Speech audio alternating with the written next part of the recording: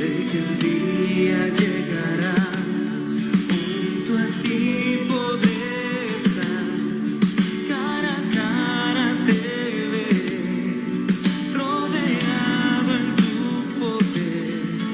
Se apaga mi temor en la luz de tu amor, donde puedo encontrar tu eterna libertad, donde fluye adoración y las calles yo lo soy. Levantamos alabanza a ti, Señor. No hay llanto, no hay más dolor, no hay muerte. Conmigo estás, conmigo estás. No hay noche, no hay aflicción, no hay culpa. Conmigo estás, conmigo estás.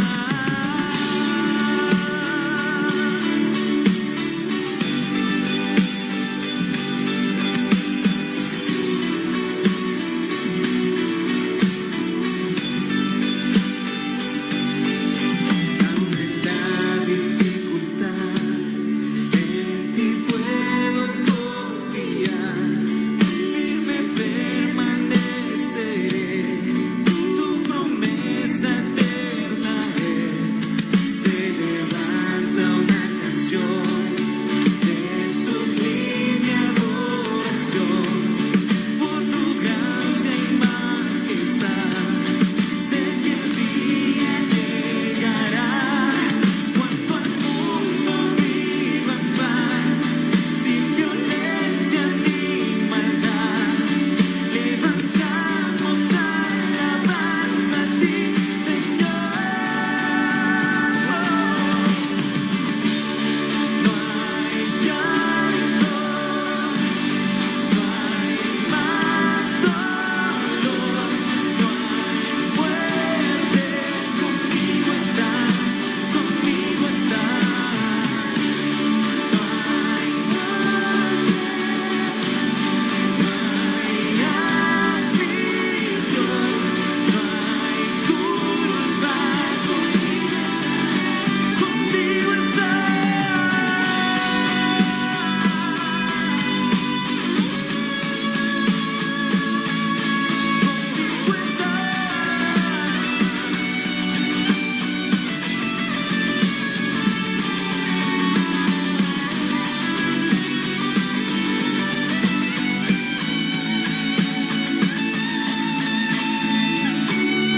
Por la eternidad, mi alma ofrecerá toda gloria a ti, Señor.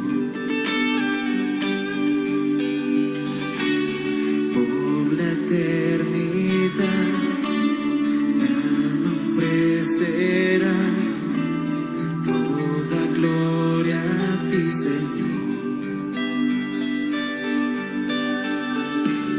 Por la eternidad, mi alma ofrecerá toda gloria a ti, Señor.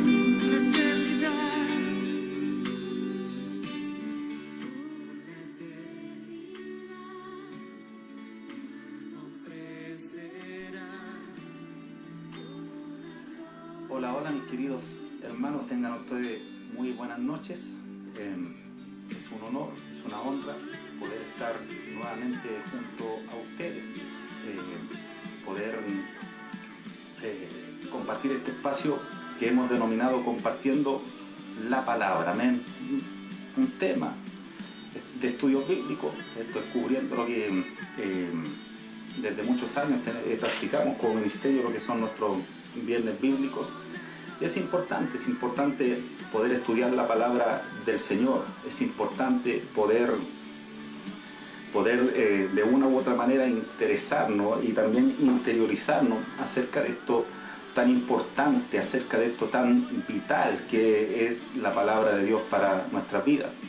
Sin duda, la asistencia baja demasiado en este día viernes en relación a lo que es un día domingo, un día martes, un día jueves, pero entiendo que los pocos que se conectan bajo ese interés, el interés de poder aprender, el interés de poder recibir algo de la palabra del Señor, que de una manera más detallada que de la que acostumbramos a explicarla en las predicaciones, en los mensajes, aquí lo hacemos de una manera un poquito más detallado. Sé que no somos, o al menos yo no soy un maestro, no soy un profesor, no tengo estudios de instituto bíblico, pero se nos encomienda esta labor y tan solamente pretendemos dar de gracia lo que por gracia algún día hemos recibido. Amén. Así que vaya para ustedes las más ricas bendiciones para cada hermano, cada hermana que se está conectando desde norte a sur, desde nuestro ministerio cristiano Un Encuentro con Jesús desde Iquique. Gustosamente veo allí conectado al pastor Carlos Vera. Vaya un saludo, un abrazo para él. Así también vaya un saludo para todos los hermanos de Iquique, amén, del templo Jericín, así también nuestros hermanos del templo Hermón, Coquimbo. Vaya también un saludo para ellos, para el hermano Cristian Olivares, encargado de ese lugar. También vaya un saludo para los hermanos de Trupán, junto al pastor Patricio Araya, y los hermanos de Chiloé, amén, que están allí junto a nuestro hermano Rubén Collado. Y también saludo allí a los hermanos de Centro Bethesda, que también sabemos que están allí conectados. Un abrazo a cada uno de ustedes. Y por supuesto también saludar a nuestro amado obispo Nelson Aranguis López. Amén, que Dios le bendiga grandemente allí junto a su familia. Antes de pasar de lleno a lo que es el estudio, vamos a orar un momento, vamos a clamar para que el Señor sea acompañándonos en esta transmisión en vivo denominada Compartiendo la Palabra. Amén. Padre, en el nombre de Jesús, te damos gracias, Dios mío, por tu amor, por tu misericordia. Gracias, Padre amado, porque hemos podido, Señor bendito, iniciar, Dios mío, este espacio compartiendo la palabra. Oh Dios mío, lo único que pretendemos, Señor bendito, es ser una bendición, poder, Dios mío, escudriñar, poder aprender, poder analizar, Dios mío, tu palabra, Señor, la cual es tan importante y tan vital para nuestras vidas. Yo te ruego que en esta hora abra nuestro entendimiento, abra nuestra mente, abra nuestro corazón, Señor bendito, para poder recibir tu palabra. Oh Dios mío, naturalmente, Señor bendito, también te pido por mi vida, Dios mío, que me des la claridad, que ordenes mis pensamientos, que tomes control y dominio de mi corazón, de mi mente, de mi sentido, aún de mi boca, Señor bendito, y que solamente podamos hablar lo que sea de bendición para los oyentes, Señor bendito, que en esta hora están interesados en poder aprender de tu bendita y eterna palabra, Señor bendito. Gracias te damos, bendito Dios, por esta preciosa oportunidad, y rogamos una vez más esa bendición que viene del cielo, la cual es del Padre, del Hijo y del Espíritu Santo. Amén y amén. Bendito sea el nombre del Señor. Amén. Siendo así, vamos a comenzar. Ya esta es la tercera clase, la tercera parte de el estudio de la iglesia de Esmirna, dentro del tema general que son las 7 iglesias del Apocalipsis. Estamos en la clase número 3 de lo que respecta a la iglesia de Esmirna. Amén. Haremos todo lo posible para terminar, para ya concluir el día de hoy con lo que es la iglesia de Esmirna. La semana pasada quedamos en esta diapositiva. Quedamos aquí. Ya estamos hablando del mensaje de Jesucristo a la iglesia de Esmirna, las palabras con las cuales Jesucristo se dirigió a la iglesia. Y estamos en la sección, en la parte, en el punto en que Jesús comienza a dictaminar una profecía para la iglesia. La semana pasada vimos el análisis de la actualidad de la iglesia en ese entonces, del presente de la iglesia, y quedamos allí pendiente con lo que es la parte de la profecía, lo que Jesús les dice que se iba a venir para aquella iglesia histórica que es la iglesia de Esmirna. Naturalmente, si alguien está viendo y se perdió las dos clases anteriores, ahí están en el Facebook, también estas clases son compartidas por YouTube y ahí en otro momento quizás puede ver, ya, porque por cosa de tiempo no vamos a hacer un repaso, nada por el estilo, porque el tiempo es limitado. Amén. Entonces, quedamos en que iban a vivir una prueba. Jesús les profetiza una prueba. Les dice Jesús en ese momento que no temieran de lo que iban a padecer, porque vivirían una tribulación que duraría 10 días, lo expresa así, 10 días, lo cual sería una prueba para ellos.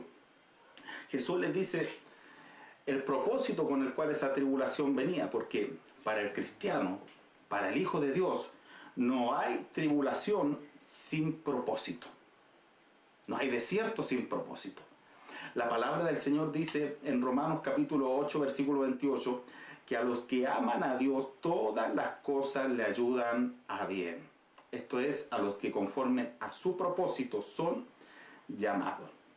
Entonces, si una iglesia fiel, recordemos que hemos dicho en las clases anteriores también que esta iglesia de Esmirna junto con la iglesia de Filadelfia son las únicas dos iglesias que en el mensaje de Cristo no reciben ningún reproche, no reciben ninguna corrección. O sea, eran iglesias fieles ante la voluntad de Dios, eran fieles ante el propósito de Dios.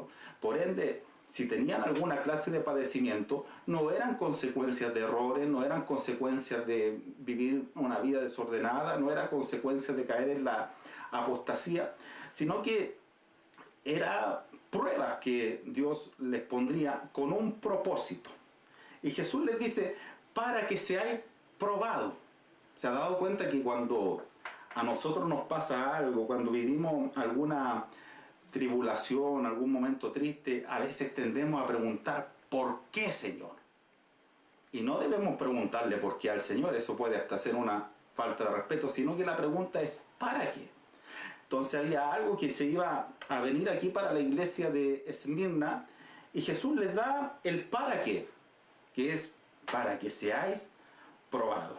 Y aquí lo expresa como una acción completa, o sea, algo que no sería realizado a media, sino que sería realizado en su totalidad, o sea, vivirían una completa prueba. Bendito sea el nombre del Señor. Ahora, cuando vamos al original griego, la palabra prueba es peirasmos, cuyo sentido debemos entender para comprender su esencia. ¿Qué es lo que significa una prueba? ¿Ya?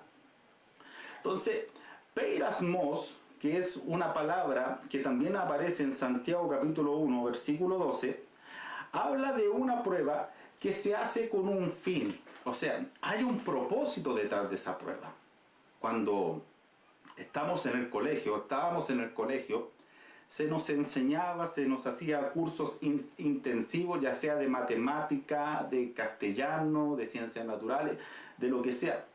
Entonces, esto, obviamente todos lo sabemos, que llegaba el momento en que el profesor decía, guarden sus cuadernos, ninguna hoja sobre la mesa, solamente el lápiz, y venía el profesor con su bendita hoja, la cual era una prueba para nosotros.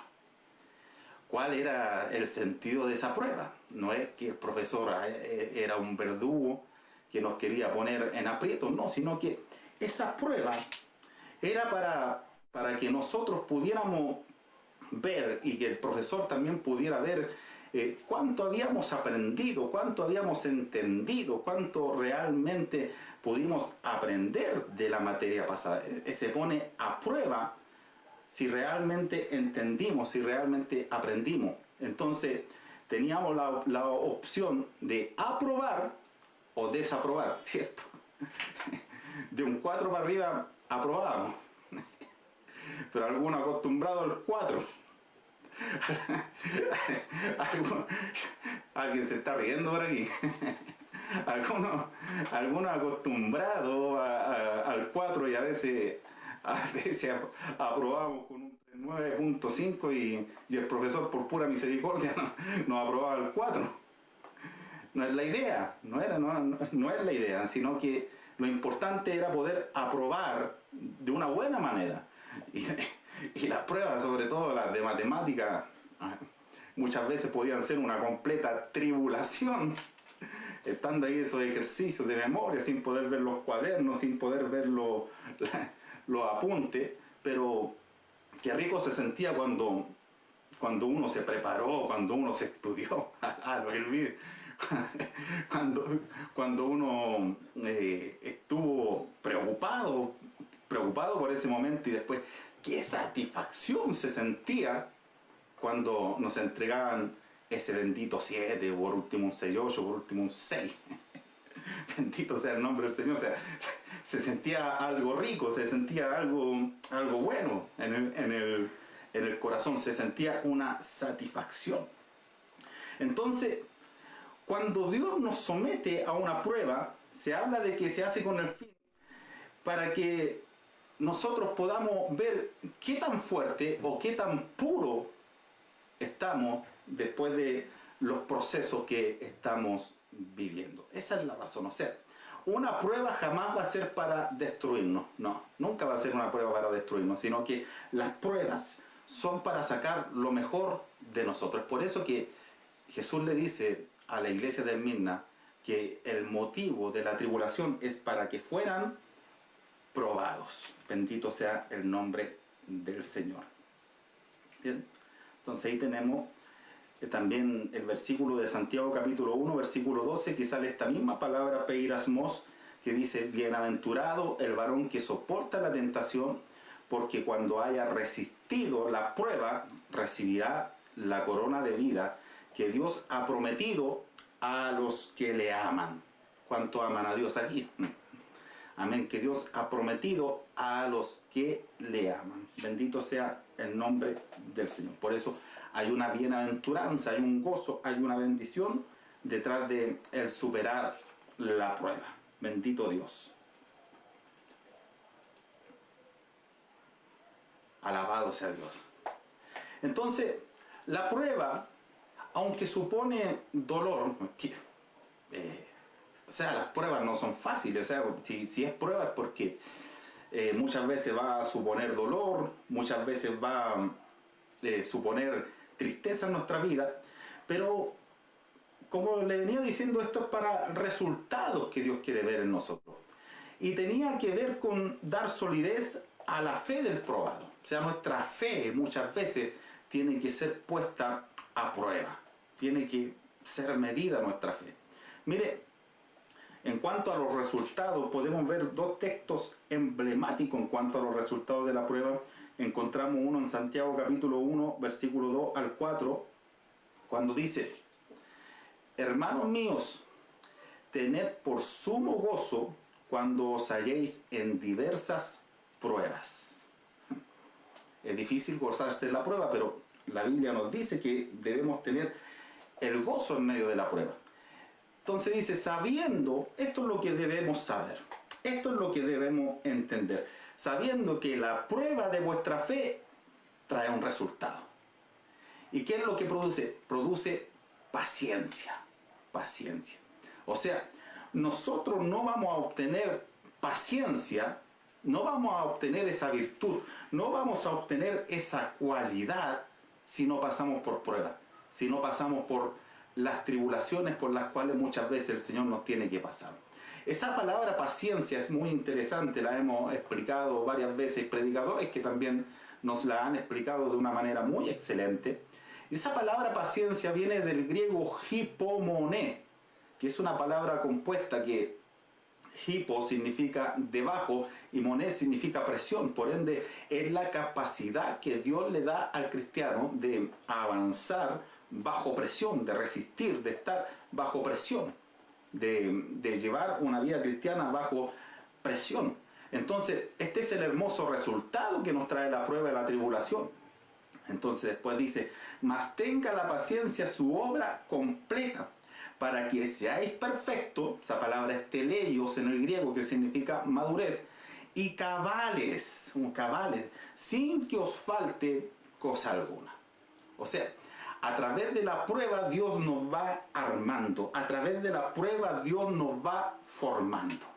Hay muchos hermanos antiguos que tal vez hemos experimentado, ya, porque esto es una cosa, es saberlo por teoría, pero es hermoso cuando nosotros hemos experimentado cómo Dios, al tenernos en su escuela, al tenernos en su proceso, ha hecho una obra maravillosa en nuestra vida. Y el otro texto emblemático de los resultados de la prueba lo encontramos en Primera de Pedro capítulo 5 versículo 10, cuando dice, mas el Dios de toda gracia, que nos llamó a su gloria eterna en Jesucristo, dice, después que hayáis padecido un poco de tiempo, mire las bendiciones, mire los resultados, el mismo os perfeccione, afirme, fortalezca y establezca.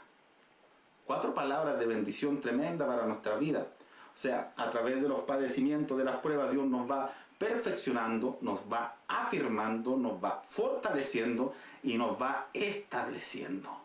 Entonces ya después no somos movidos por cualquier cosa, sino que vamos adquiriendo un carácter, vamos adquiriendo un peso espiritual, vamos adquiriendo una manera de vida en la que no cualquier cosa nos va a derrumbar, no cualquier cosa nos va a hacer rendirnos en este camino. Entonces, ese es el resultado de la prueba, porque vienen los momentos de tribulación y Dios lo usa en nosotros para una prueba, para sacar lo mejor de nosotros. Aunque el propósito de Satanás es destruir. O sea, dice el Señor Jesucristo que Satanás a algunos lo iba a meter en la cárcel, le dice a los del mismo. ¿Qué pretendía Satanás con eso? Pretendía destruir esa iglesia fiel. Pero en lo que Satanás pretendía destruir, Dios pretendía edificar. Dios pretendía formar aún una iglesia con cualidades aún más maravillosas que la que ya tenía hasta ese entonces. Es como el ejemplo de Job. El diablo lo quiso destruir, pero Dios, a través de ese proceso, hizo de Job una persona aún mejor de la que había sido antes. Por eso que hay victoria en el nombre de Jesús. Bendito sea el nombre del Señor. Por eso, al que está en Cristo, esa prueba es motivo de fortaleza y mejor calidad del cristiano. Quise también ver este texto que aparece en Primera de Pedro, capítulo 1, versículo 6 al 7, cuando dice, en lo cual vosotros os alegráis, aunque ahora por un poco de tiempo, si es necesario, tengáis que ser afligidos en diversas pruebas, para que sometida a prueba vuestra fe, mucho más preciosa que el oro, el cual, aunque perecedero, se prueba con fuego, sea hallada en alabanza, gloria y honra, cuando sea manifestado Jesucristo. Aquí aparece otra palabra griega para prueba, cuando dice, para que sometida a prueba vuestra fe, miren, la palabra prueba aquí es dokimion, y es muy interesante, o sea, es la palabra que se usa para la moneda del curso legal. Una moneda, un billete muchas veces tiene que ser puesto a prueba para ver si es legal o no, para ver si es genuino, para ver si no tiene aleaciones, y entonces esa es la finalidad también de la prueba, ver de qué calidad estamos hechos, y también así purificarnos de toda impureza que muchas veces se meten en nuestras vidas. Amén. Seguimos avanzando. Alabado sea el nombre del Señor. Entonces, como le decía, el Señor le habla a la iglesia de una tribulación por 10 días. Se vuelve a usar la palabra tribulación. La semana pasada explicamos que la palabra tribulación en el griego es tlipsis, que significa ser exprimido. Y explicamos que esa palabra en el contexto se usaba para hablar de una aceituna que es sometida a la prensa para poder dar aceite. O sea, una aceituna que es presionada, una aceituna que es exprimida para poder dar aceite. Entonces, a esta iglesia que ya había vivido diferentes tribulaciones, se le venía una tribulación y quizás una tribulación aún peor. Y le dice que sería por un periodo de 10 días. Un periodo de 10 días. Ahora mire, quiero aclarar esto. Porque no se debe tomar esto de manera alegórica, porque muchos lo han tomado de manera alegórica, que se refiere a las 10 grandes persecuciones. Pero aquí hay un detalle importante. No se habla de 10, sino que se habla de una persecución. Se habla de una tribulación. Entonces, hay cosas que cuando las vemos en la Biblia debemos tomarlas de la manera más normal posible. Cuando dice 10 días se debe tomar de una forma normal. O sea, habla de una tribulación que podría durar un espacio de tiempo similar. Amén. Asociado con el número 10, pero no hay para qué sacar tanta simbología de eso, ¿ya? Entonces, dicho sea esto, igual quise añadir aquí un dato curioso, o sea, una cosa por curiosidad, diremos que las 10 grandes persecuciones, de las 10 grandes persecuciones desatadas por los emperadores romanos, la última, la cual fue promovida por Diocleciano, el emperador romano Diocleciano, duró 10 años. Interesante, un dato interesante, pero uno estuvo ahí estudiando con algunos comentarios, leyendo a algunos maestros, algunos teólogos, y concuerdan en no tener que alegorizar este mensaje, esta parte de lo que está diciendo el Señor Jesucristo. Bendito sea el nombre del Señor. Ahora bien, históricamente, la iglesia de Esmirna sufrió 2 grandes persecuciones. O sea, una es la que vimos anteriormente, la clase pasada, y también la persecución que se iba a venir. Y en la primera murieron no menos de 1500 cristianos. Imagínense, 1500 cristianos. Y en la segunda se cuenta alrededor de 800 cristianos. Estos son datos históricos. Usted no va a leer en la Biblia que 800, que 1500, no. Son datos netamente históricos, ¿ya? O sea, hablar de muerte de 1500 personas o de 800 personas es una verdadera catástrofe en medio de esa iglesia que le era tan fiel al Señor. Ahora, mire, cuando hablamos de esto del periodo de 10 días, notemos una similitud, porque en varias partes de la Biblia se habla de que el Señor anuncia prueba, anuncia tribulación, y la anuncia por poco tiempo. O sea, algo que no será para siempre. Las pruebas no son eternas, las tribulaciones no son eternas. Entonces, notemos, por ejemplo, la similitud con los días de Isaías. Cuando vemos Isaías capítulo 26, versículo 20, Dios le dice a su pueblo: anda, pueblo mío, entra en tus aposentos, cierra tras ti tus puertas, escóndete un poquito, es la palabra que usa, un poquito, por un momento, en tanto que pasa la indignación. Bendito sea el nombre del Señor, dice un poquito.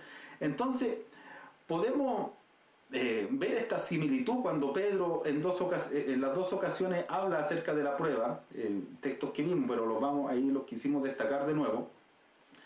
En el capítulo 1, versículo 6 dice: en lo cual vosotros os alegráis, aunque ahora por un poco de tiempo, no para siempre, dice un poco de tiempo, si es necesario, tengáis que ser afligidos en diversas pruebas. Un poco de tiempo.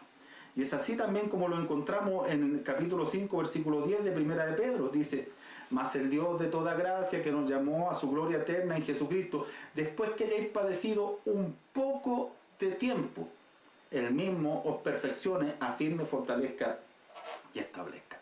Es por eso que es más aceptable eso de la tribulación por 10 días, pensarlo desde el punto de vista que el Señor le está diciendo a la iglesia que será algo fuerte, será una tribulación, pero breve. No será para siempre, será un poco de tiempo. Amén. Esto que estamos viviendo hoy en día como iglesia, como mundo, como pueblo, lo que estamos viviendo el día de hoy, esta pandemia, estas crisis, estas diferentes cosas que están azotando a la humanidad, téngalo por seguro que no será para siempre. Un poco de tiempo, ya queda menos.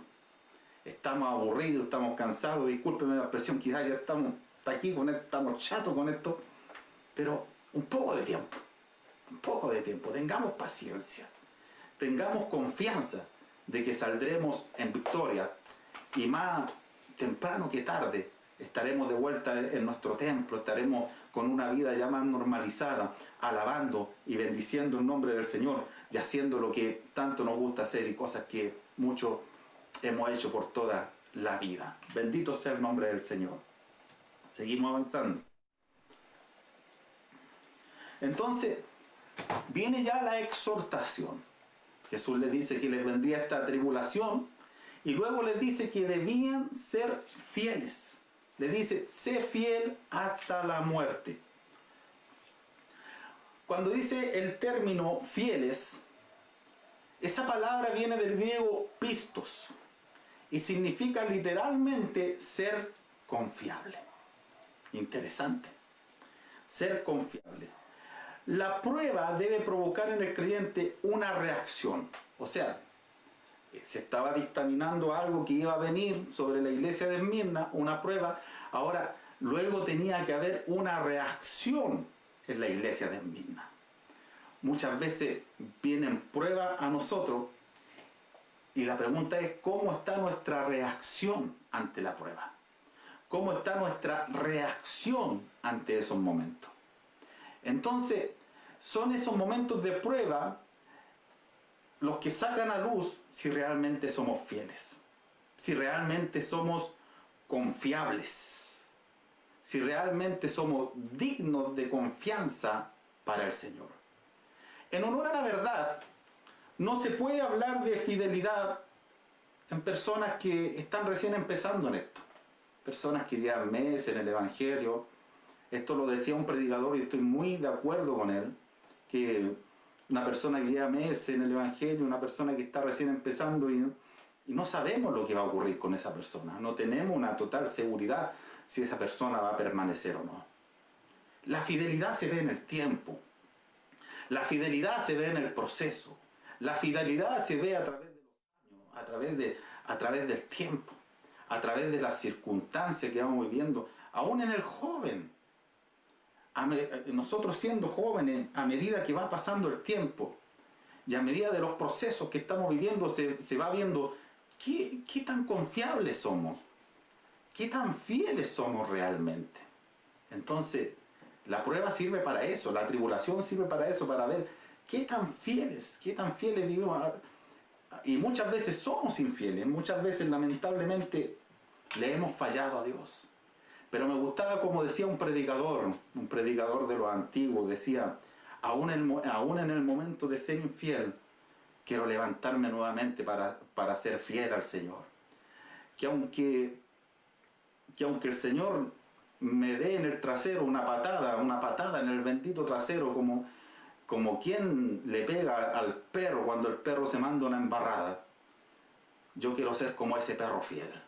Que a pesar de que Dios me dé esa patada en el trasero, yo igual estar ahí de vuelta ante mi amo, ante mi Señor, tal vez moviéndole la cola, mostrando que no quiero apartarme de Él, mostrando que no quiero apartarme de su mano y que quiero permanecer fiel y firme ante su presencia.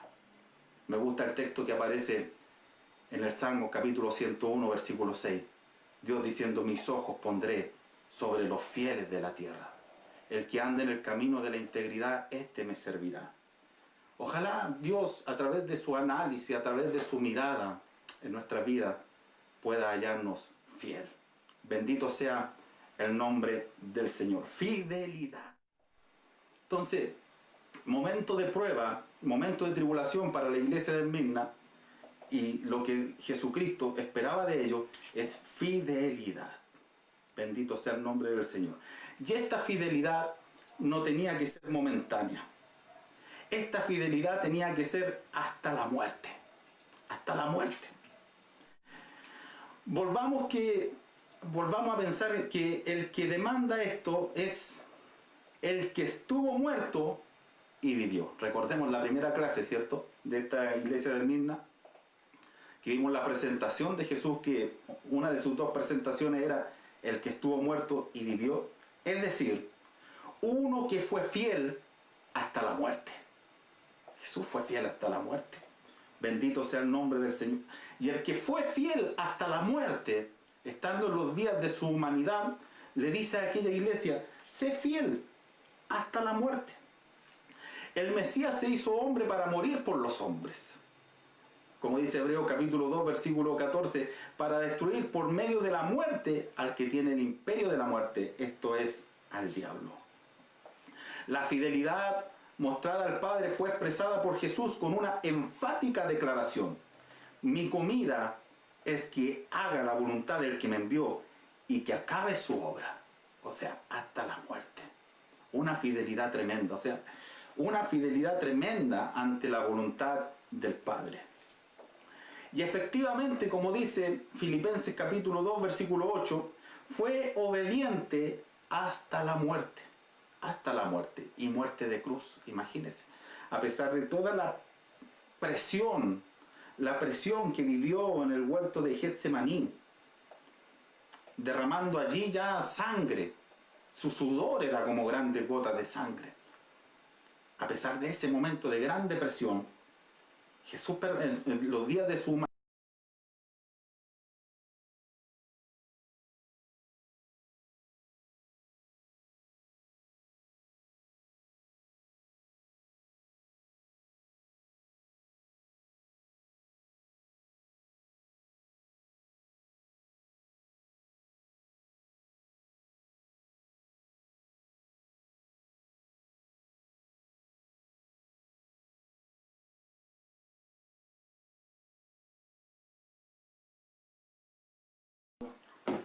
bueno, tuvimos ahí un pequeño corte, pero vamos a continuar, ¿no? Cosas que pasan en esto de las redes sociales. Entonces estamos diciendo que esto es lo que demanda el que estuvo muerto y vivió. Esto es lo que demanda: ser fiel hasta la muerte. Bendito sea el nombre del Señor.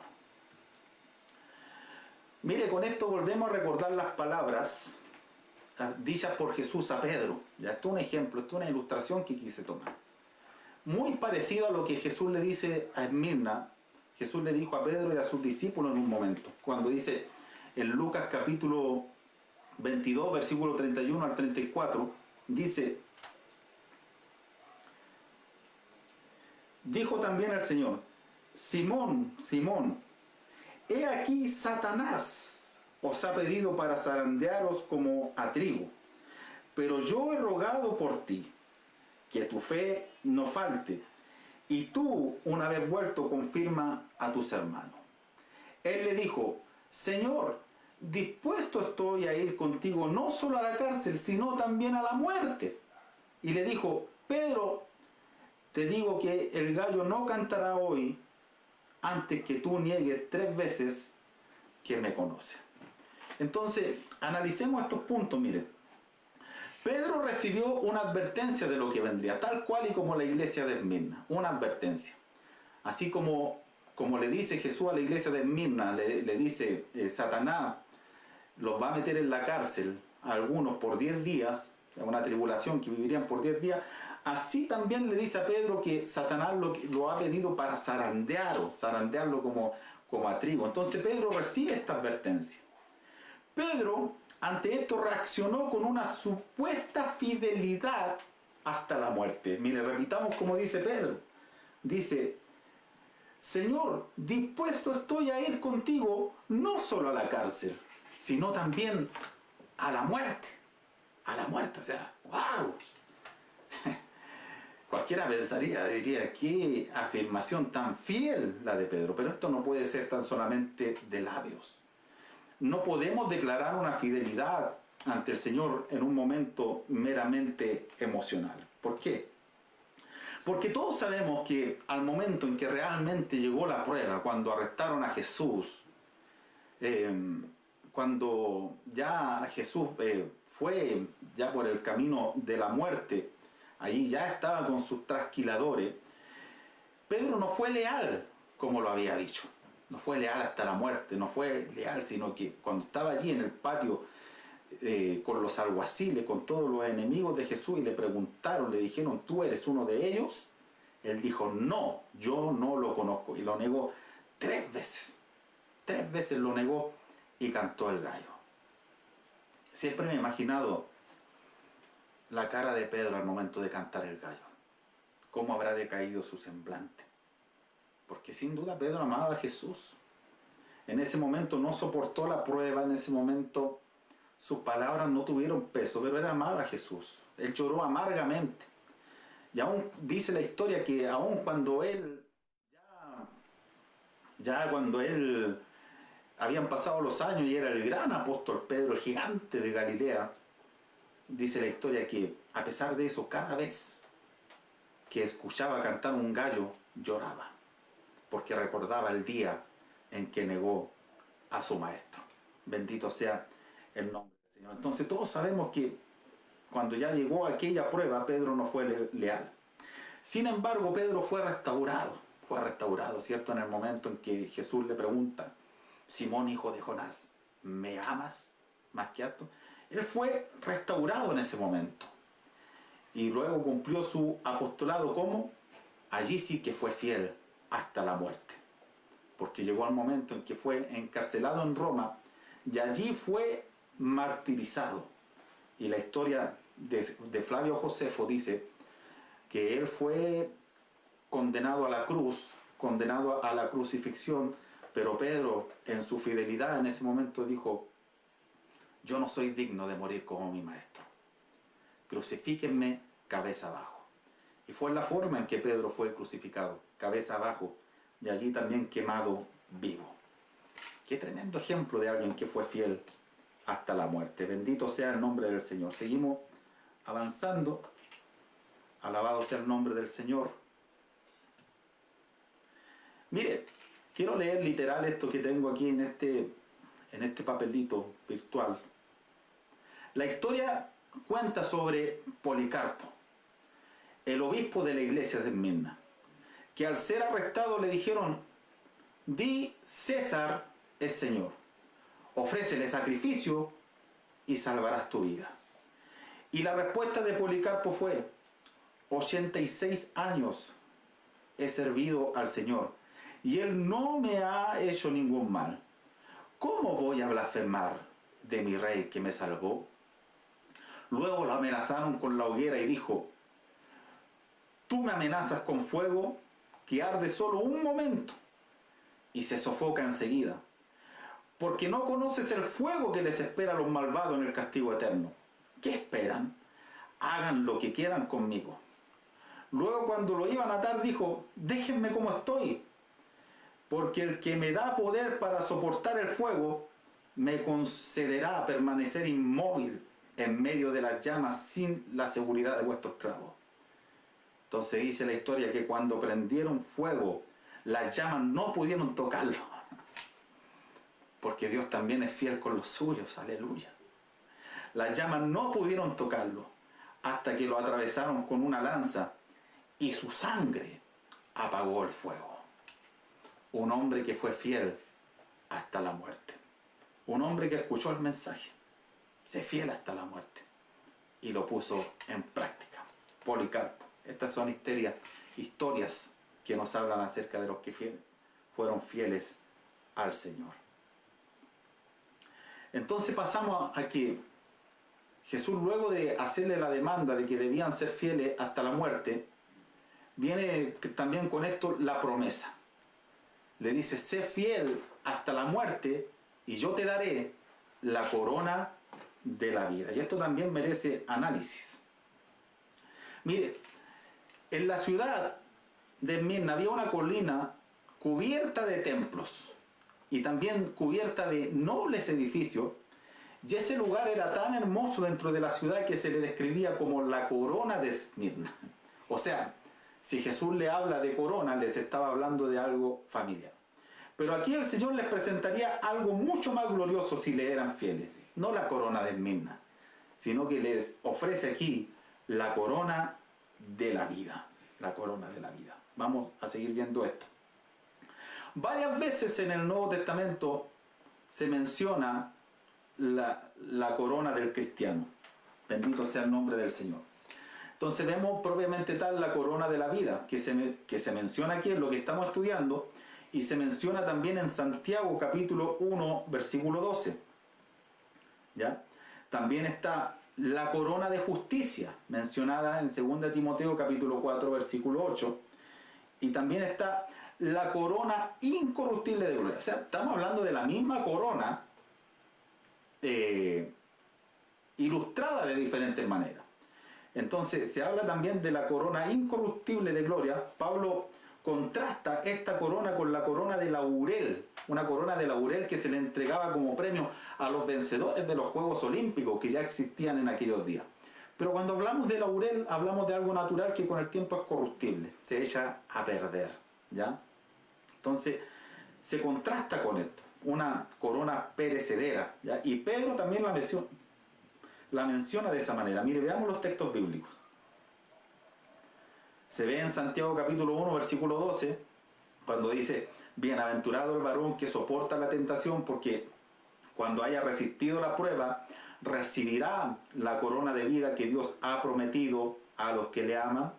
Y de la misma manera lo nombra Jesús: sé fiel hasta la muerte, yo te daré la corona de la vida.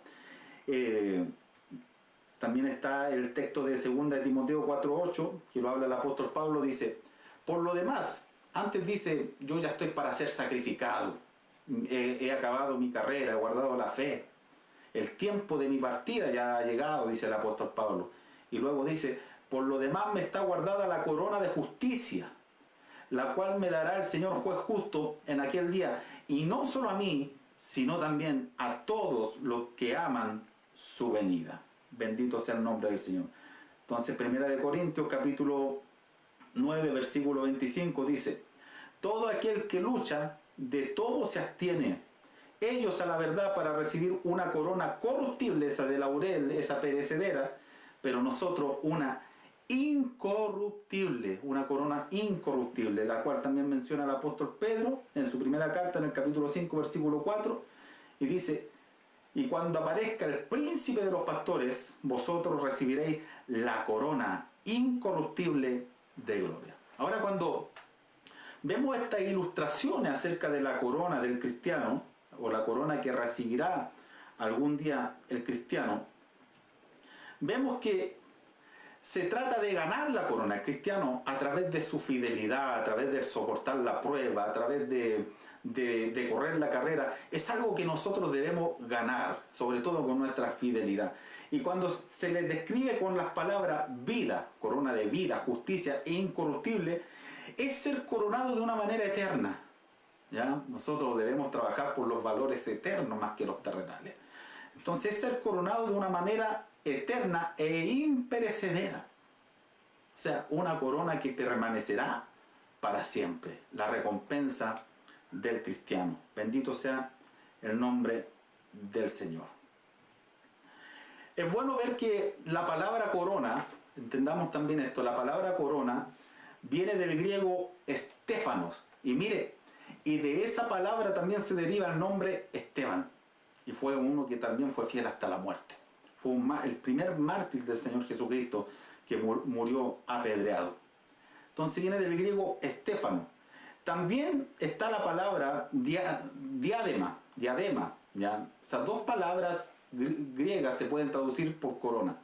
Pero cuando se habla de diadema, se habla de la corona real. Pero cuando hablamos de estéfanos, que es la palabra que menciona el Señor Jesucristo, conlleva ideas de gozo y victoria. La corona que nos ofrece el Señor Jesucristo no es la corona real y terrenal, sino que la corona del cristiano es una corona de gozo y victoria si somos realmente fieles al Señor. Bendito sea el nombre del Señor. Seguimos avanzando. Entonces, la segunda promesa que le hace, y ya con esto estamos terminando, la segunda promesa que le hace es que no sufrirán daño de la segunda muerte. Bendito sea su nombre. En el verso 11 Jesús hace una apelación y resalta la importancia de su mensaje diciendo: el que tiene oído, oiga lo que el Espíritu dice a las iglesias. Recordemos que este mensaje, aparte de ser para la iglesia local de aquel entonces, a través de estas palabras del Señor Jesucristo, el mensaje se globaliza para todo aquel que tiene oído. Por eso este mensaje indudablemente también es para nosotros. Bendito sea el nombre del Señor. Entonces luego agrega una promesa a los vencedores, es decir, a los fieles hasta la muerte. Les dice que los fieles hasta la muerte no sufrirán daño de la segunda muerte. La segunda muerte. ¿Qué significa esto? La primera muerte es el fallecimiento físico, como dice Mateo capítulo 10, versículo 28, la muerte del cuerpo, los que matan el cuerpo, y que nosotros no debemos temer a los que matan el cuerpo, porque el alma no la pueden matar, sino que debemos temer más bien a aquel que puede destruir nuestra alma y nuestro cuerpo en el infierno. Entonces, la segunda muerte es quedar para siempre aislado del Señor. Aquellos textos que están allí anotados nos hablan de aquella muerte horrenda, mucho más terrible que la primera, ¿ya? Aislado de Dios. Apocalipsis capítulo 20, versículo 6, dice: bienaventurado y santo el que tiene parte en la primera resurrección. La segunda muerte no tiene potestad sobre esto, sino que serán sacerdotes de Dios y de Cristo, y reinarán con él 1000 años. O sea, el que es fiel, la segunda muerte no le va a tocar, no le va a llegar. El capítulo 20, versículo 14 dice: y la muerte y el Hades fueron lanzados al lago de fuego. Esta es la muerte segunda. Y capítulo 21, versículo 8 dice: pero los cobardes e incrédulos, los abominables y homicidas, los fornicarios y hechiceros, los idólatras y todos los mentirosos tendrán su parte en el lago que arde con fuego y azufre, que es la muerte segunda. Entonces, los santos y los creyentes de Esmirna podían sufrir la muerte física de manos de sus perseguidores, pero nunca quedarían separados de Dios. Por el contrario, los incrédulos serán arrojados al lago de fuego y sufrirán la muerte eterna.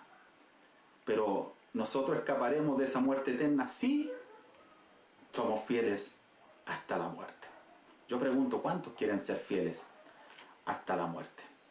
Bendito sea el nombre del Señor. Y con esto ya concluimos y terminamos este estudio bíblico acerca de la iglesia de Esmirna. Ha sido una bendición, como lo escribí aquí, ha sido una bendición poder estudiar estos versículos del mensaje de Cristo a la iglesia de Esmirna, dejándonos una hermosa enseñanza del Dios que servimos, el primero y el último, y el que estuvo muerto y vivió, y poder atender a su demanda de ser fieles en cualquier circunstancia, para también obtener sus grandísimas y gloriosas promesas reservadas a los que le aman. Por eso, hermano, no temamos en nada de lo que podamos llegar a padecer, sino que seamos fieles hasta la muerte, que Él nos dará la corona de la vida.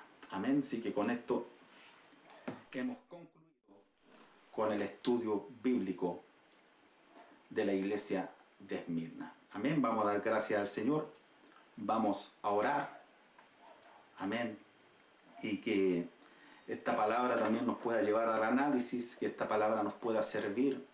Amén. Y que podamos tener esa gran motivación de ser fieles al Señor en cualquier circunstancia. Amén. Padre, en el nombre de Jesús, te damos gracias, Dios mío, por tu amor, por tu bondad. Gracias por tu misericordia. Gracias, Dios mío, por esta clase. Gracias, Dios mío, por poder concluir con este estudio de la iglesia de Esmirna. Oh Señor bendito, que la mayor conclusión que podemos sacar de esto, Dios mío, es la fidelidad que tú requieres de nosotros. Aquellos fueron fieles hasta el martirio, Señor bendito. Fueron fieles hasta tener que entregar su cabeza. Muchos fueron fieles hasta ser devorados por una bestia. Muchos fueron fieles hasta ser apedreados. Otros fueron fieles hasta ser enterrados vivos junto a sus familias. Otros fueron fieles hasta ser exhibidos en los circos romanos y ser devorados por leones. Fueron fieles hasta muertes horrendas. Hoy en día vivimos pruebas, situaciones que no se pueden comparar a las pruebas de la iglesia primitiva o de los padres de la iglesia. Pero de igual manera ayúdanos, Señor bendito. Danos esa fortaleza de poder ser fieles hasta el final, Señor. Oh Dios mío, ser fieles hasta la muerte. Para un día también recibir la corona de la vida, Señor bendito. Esa corona incorruptible, esa corona imperecedera. Esa corona que vale más que cualquier cosa de este mundo, Señor bendito. Esa corona que acredita, Dios mío, que en lo poco te fuimos fieles. Y en lo mucho nos vas a poner, Señor bendito, ayúdanos. Ayúdanos a ser fieles. Ayúdanos, Dios mío, a resistir la prueba, Señor bendito, y que nos halles confiables delante de ti, Dios mío. Gracias, Señor, te damos por este estudio. Ayúdanos a ponerlo por obra, en el nombre de Jesús. Y rogamos una vez más tu bendición, esa que viene de lo alto, la cual es del Padre, del Hijo y del Espíritu Santo. Amén y amén. Bendito sea el nombre del Señor. Amén. Gracias damos a Dios por este estudio de la palabra del Señor. Este estudio continúa el estudio de las 7 iglesias. Viene la iglesia de Pérgamo, el siguiente estudio que estará siendo realizado ya desde el próximo viernes por nuestro hermano Héctor Carreño. Amén. Nos estamos ya despidiendo. Muy agradecido del Señor y también agradezco a los que estuvieron allí en sintonía. Amén. Acompañándonos en este momento. Dios bendiga también a mi hermano pequeño, Marquito, ya no tan pequeño, Marquito Junior, amén, que está siempre en las transmisiones ayudándome. Él es el que me ayuda a mí, él es el que está siempre allí dispuesto a poder sacarnos al aire a través de las redes sociales. Amén. Un abrazo para todos, que Dios les bendiga grandemente y será hasta una próxima oportunidad.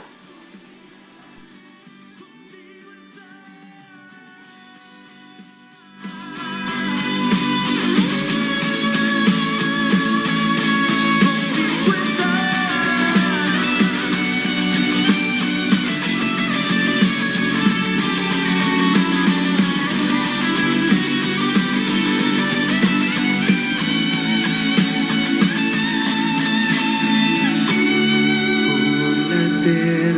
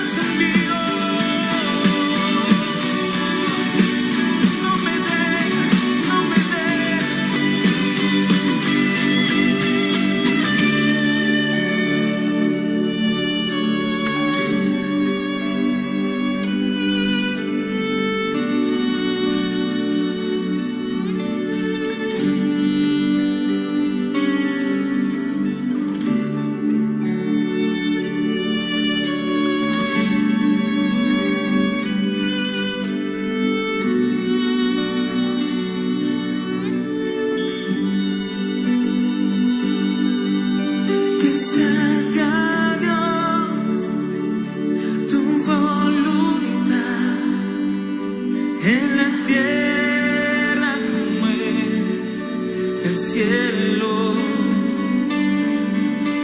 Que se haga, Dios, tu voluntad en la tierra como en el cielo.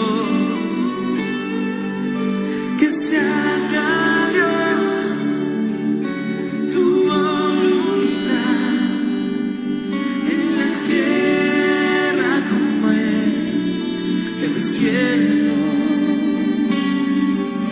Que se haga, Dios, tu voluntad en la tierra como en el cielo.